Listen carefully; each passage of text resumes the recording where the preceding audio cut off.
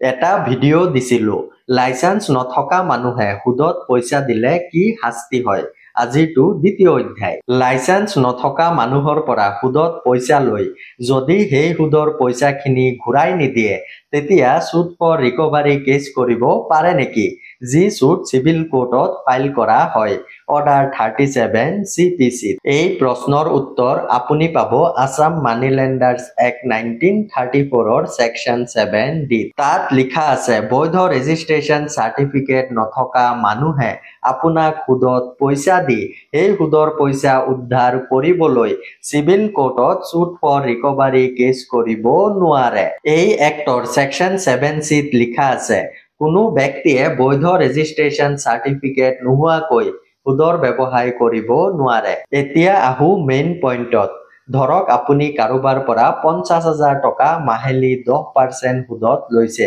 agreement কৰি কিন্তু এগ্ৰিমেন্টত সুদৰ কথা উল্লেখ নাই ধাৰ লোৱা বুলিহে আছে যদি আপুনি সুদৰ পইচাখিনি ঘূৰাই নিদিয়ে তেতিয়া 50,000 লোৱা বুলিহে সুদ ফৰ ৰিকভাৰী কেছ কৰিব পাৰিব দৰকাৰী ভিডিঅ' শ্বেয়াৰ কৰিব ধন্যবাদ